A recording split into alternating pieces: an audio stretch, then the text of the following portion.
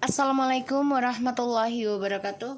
Hai guys, kembali lagi di channel aku, Lucky Tarot MS. Hari ini aku akan baca tentang apa ya, bentar. Kehidupan dia saat ini setelah tanpaku. Kalian dealkan dengan orang yang kalian inginkan. Ya, kita awali dengan doa masing-masing. Insya Allah ini bisa resonate 90%. Jangan percaya tarot ya, tetap mintanya kepada Tuhan. Ini hanya menarik energi di bawah alam sadar. Bismillahirrahmanirrahim. Alhamdulillahirrahmanirrahim.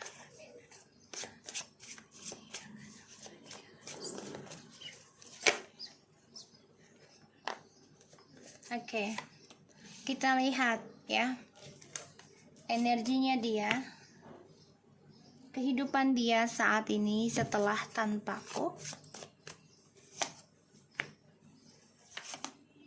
Oke. The Queen of Wands. Kita lihat energinya dia. Six of Coins. Energinya dia ini lagi coba untuk bisa berlaku adil, coba untuk stabilkan lagi, coba untuk bisa mengembalikan kestabilan hidupnya dia, yaitu dengan orang-orang sekitarnya ya. Jadi dia kayak ya masih berbagi kalau aku lihat ya. So kita lihat tentang kehidupan dia saat ini setelah tanpaku. Kan selama ini kamu memikirkan dia ya. The Queen of Cups, the Tower, the Moon. So dia mengalami suatu kehancuran ya. Dia ingin banget makanya kembali ke kamu, tapi dia coba untuk bisa belajar berbagi dulu, terutama dalam karmanya dia ini lumayan lama ya, bisa 6 bulan 6 tahun ya, ataupun 6 turunan 7 turunan ini bisa. Setelah tanpa kamu ini dia merasa hancur. Kenapa? Karena kamu sudah bisa ya menguasai keinginan, menguasai pembenahan diri, menguasai karma kamu sendiri. Ini ada keberuntungan kamu raih ya, yang mana kamu sudah menerima dan memaafkan suatu karma dari ketulusan kamu ya, cintanya kamu yang tulus dikhianati, dan kamu jadikan ini sebagai karma hidupmu, dan kamu belajar membayarnya perlahan tapi pasti ya. Dan di sini kamu coba untuk bangkit lagi, optimis kamu bisa sukses, optimis kamu bisa sembuh ya. Dan keadaannya setelah kehidupannya dia saat ini setelah tanpa kamu itu hancur ya, dan ini banyak sekali masalah dalam hidupnya. Dan aku lihat memang keuangannya dia pun ya perlahan-lahan ini berantakan ya, hancur. Karena ada efek dari ilmu hitam juga. Dan kamu sudah menghancurkan spiritualnya kamu ke dia. Jadi udah nggak fokus lagi tentang dia. Ya, udah nggak ngejar-ngejar gitu ya, nggak nelpon. Kamu sudah memikirkan tentang pembayaran karmu sendiri ya di sini. Makanya dia merasa ingin kembali lagi sama kamu. Kehidupan dia saat ini setelah tanpa aku ya, dirimu ya. The Knight of Swords. Dia coba untuk melawan sih, coba untuk melawan. Ace of Cups. Ya, dia sudah menghancurkan spiritualnya kamu dengan cara dia berbagi cinta, dengan harapan akan lebih bahagia dibandingkan dengan kamu. Tapi ternyata apa yang dia kejar, cinta barunya ini, malah menghancurkan kestabilan hidupnya dia. Ya. Dan kamu di sini coba untuk melawan, yaitu dengan cara menerima keadaan ya, dan memperbaiki diri kamu. Dan aku lihat di sini memang justru kamu sudah memikirkan ya tentang kehidupan baru, mencintai intuisi dirimu sendiri. Dan dia ini merasa hancur ya, karena terperangkap dalam kemarahan, dalam kekesalan ya. Dan percintaannya dia dengan orang baru ini pun menggantung karena terperangkap dalam drama, dalam topengnya ya. Two of Swords ya, dia sangat ini ya, sangat marah karena orang baru ini tidak tulus ke dia ya, penuh drama tuh ya. The Magician, permainan ya, penuh dengan tipu muslihat. Di sini justru kamu sudah ngeblok ya tentang spiritualnya kamu ke dia, jadi udah nggak berharap dia kembali dalam kehidupan kamu 100%. Ini yang membuat dia nggak nerima kenyataan ya, dan dia mengalami kehancuran, terperangkap ya. Three of Pentacles terus. Jadi ya memang dia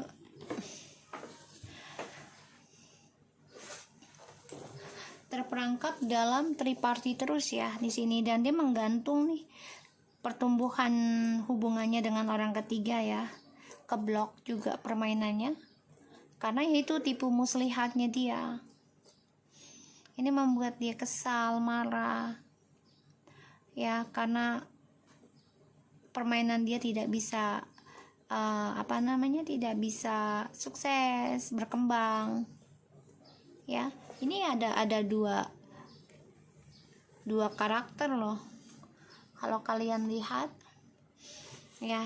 Jadi dengan bayang-bayangnya dia menggunakan spiritualnya dia ataupun gunakan energinya dia tentang telepati ya untuk mendapatkan apa yang dia inginkan.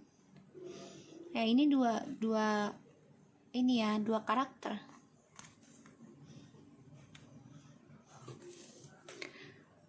Oke. Aku lihat di sini justru kamu takut ya untuk kembali lagi sama dia, dan ya dia berpikir untuk kembali lagi sama kamu dengan jiwa yang lembut, tapi ada orang ketiga terus ya. Bahkan kamu di sini sudah siap membuka lembaran baru, tapi memang butuh waktu lama. Tapi jangan sampai ada triparty juga. Dan aku lihat di sini permainan yang dia jalankan dengan orang baru ini ya akan mengalami kehancuran karena ada pembayaran karma dari masa lalu, yaitu dengan kamu ya. Five of Pentacles, energi dia setelah kehidupan dia saat ini setelah tanpa kamu. Six of Wands. Wow, 656 ya. Jadi dia ragu, dia bimbang. Jadi kayak dia harus memenangkan karma dari perbuatan dia sendiri ya, lambat laun. Dan dia bisa aja kehilangan kesuksesan hidupnya dia ya, sifat narsisnya. Dia nggak disukai orang banyak lagi. Kenapa?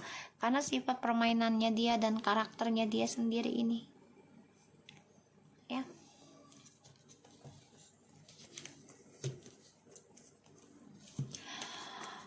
Ini konflik batin buat dirinya ya, antara ingin jujur sama kamu atau tidak. Karena apa yang dia tanam, dia akan raih suatu pembayaran karma, the Justice. Dan ini ya menjadi konflik batin pikiran dan hatinya dia sendiri ya, aku melihat.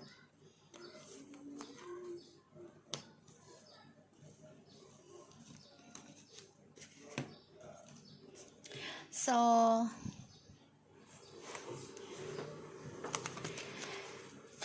kehidupan dia saat ini tanpa kamu, ya setelah tanpa kamu tuh penuh dengan drama. Tapi dia coba untuk imbangi, coba untuk terlihat cool, yaitu dengan cara mencari perhatian terus dengan orang-orang sekitarnya. Dan dia menggunakan topeng, bahkan menggunakan ini ya, kayak pelet ataupun pokoknya licik deh. Digunakan hal-hal yang bisa di luar nalar gitu ya, untuk mendapatkan suatu kesuksesan lagi dalam komitmen. Ya, jadi dia bekerja keras nih, gimana caranya agar sukses lagi tripartinya. Dan kamu juga sudah ngeblok komunikasi dengan dia. Ini membuat dia marah, emosional, ya. Dia coba untuk memenangkan kembali apa yang sudah hilang sih sebenarnya, tapi dengan sifat narsis, dengan sifat manipulasinya dia, trik itu ya. Dia ingin kembali ke kamu sebenarnya, ya, ingin bahagia lagi tuh, tapi belum bisa dia lakukan ya, karena dia masih mengejar egonya, masih mengejar perhatian orang lain. Ditambah lagi kamu sudah bisa ngeblok spiritualnya kamu ke dia, jadi udah kayak udahlah, kalau memang dia jodoh ya udah gitu loh. Ini membuat dia menggantung perasaannya ke kamu ya, belum bisa dia lepaskan tuh. Dan ini membuat dia terperangkap dalam kehidupan yang mati, jadi kayak hampa dan terperangkap dalam kematian juga. Ini membuat dia ada rasa takut ya, tentang kehancuran, bisa kematian juga ini ya. Tapi dia coba untuk bisa bangkit lagi nanti, dan dia terperangkap dalam kehampaan kehidupan yang baru. Kalaupun dia sukses, dia hampa ya.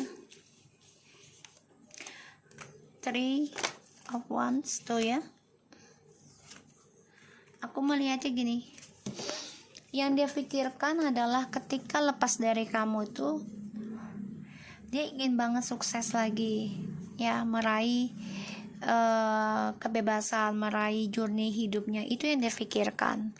Tapi dia mengalami kehancuran ya. Walaupun dia bangkit dengan orang baru, tapi semuanya hanya manipulasi, permainan. Ya, orang baru ini hanya dijadikan sebagai pelampiasan permainannya dia yang hancur dengan kamu. Dan aku lihat ya, hubungannya mereka juga ataupun bisnisnya dia ya, ini terperangkap dalam drama, terperangkap dalam ilmu hitam ataupun alam bawah sadar ya, terikat sehingga ya penuh dengan ketakutan sih ya, aku lihat.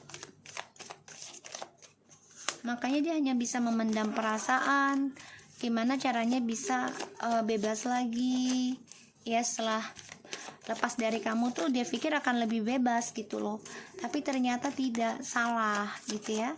Dan the Knight of Wands and the 5 of Cups ya, dia kecewa sendiri ya, rasa takut yang sangat besar akan kesuksesannya dia.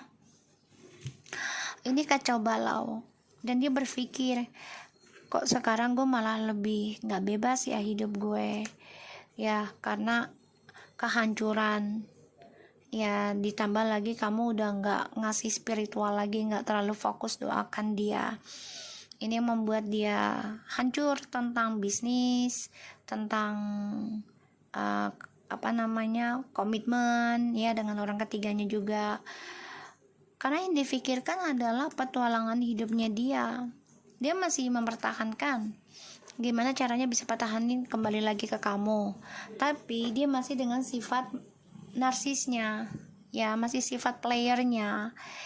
Dan kamu sudah ngeblok nih ya, walaupun dia sukses dengan keuangan, tapi kehidupannya hampa, tidak merasakan kebahagiaan yang sesungguhnya. Dan di sini dia memang ada orang baru, tapi planningnya itu hanya untuk dirinya dia sendiri ya, karena semuanya permainan. Ditambah lagi drama ini penuh dengan perangkap ya, sama-sama pakai topeng, dan dia sadari kebebasannya dia itu ada di masa lalu ketika bersama kamu. Ya, tuh. Di sini aku melihatnya dia sangat takut kalau takut akan pembayaran karma yang besar dari sifat sombong angkuh hidupnya dia, ya. Dan dia juga merasa terbebani ya tentang karma buruknya dia sendiri. Dia paling takut kalau dia mendengar kabar ya tentang kamu, bisa saja balik sama mantan kamu lagi. Dia takut, tapi di sini dia juga takut ya kalau dia kembali sama kamu, komunikasi lagi sama kamu. Dia takut akan kejujurannya dia. Ini membuat dia tertekan.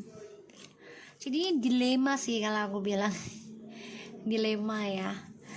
Jadi maju mundur kena mundur. Mundur kena gitu ya. Maju mundur, mundur kena. Ya, kita lihat kehidupan dia saat ini setelah tanpa aku atau tanpa kamu ya. Kamu dealkan orangnya. Flirt, extend your light-hearted energy to others. Ya, dia masih menggoda sana sini ya. Masih mencari sana sini yang terbaik, bla bla bla. Dia masih menggoda. Ya, karena dia mencari yang sejalan.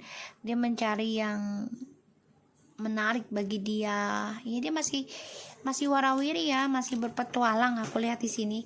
Tapi dia ada rasa takut petualangannya akan terhenti ya. Karena orang baru ini nggak suka dibagi-bagi gitu ya. Tuh, playfulness emang masih bermain ya. Masih mencari cinta sana sini, bahkan dia juga coba untuk move on dari kamu ya. Bisa aja dia pergi keluar kota, luar negeri, jalan-jalan lah, karena dia paling berat banget kalau komunikasi dari hati ke hati ke kamu gitu ya.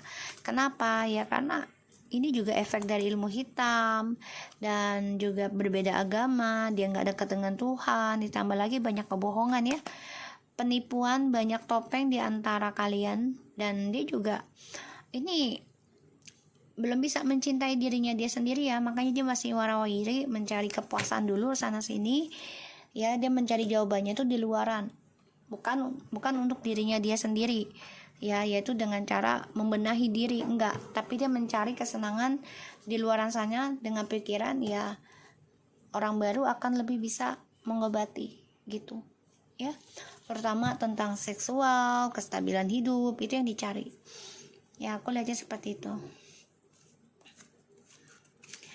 Jadi memang masih genit ya, masih mencari pengganti kamu ya, masih bermain. Belum ada keinginan dia untuk healing sebenar-benarnya gitu ya. Healing, I just said healing ya, tadi kan kartunya terbalik ya. Jadi memang belum healing sebenar-benarnya gitu. Aku lihat ya, belum fokus benar untuk healing gitu, makanya mengalami kehancuran terus menerus ya. Kayak ibaratnya turun naik ya ini kehancurannya.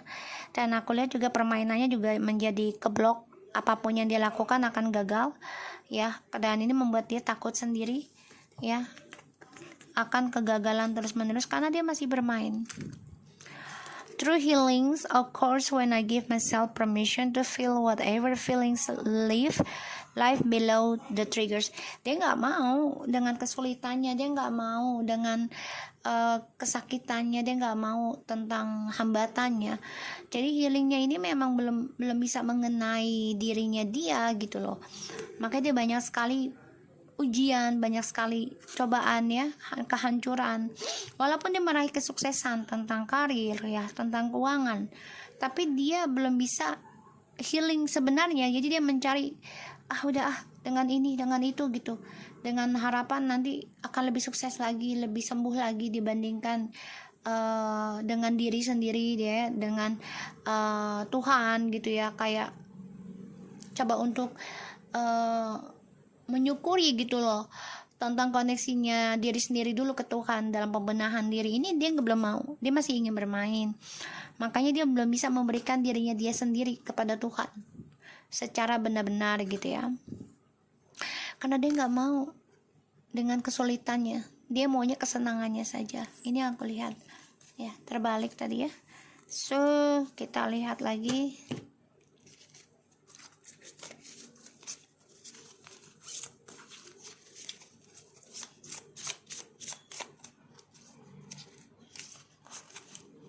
Kehidupan dia setelah tanpa aku. What boundaries can we set to protect our relationship and communication from being damaged by technology? Oke, jadi gini.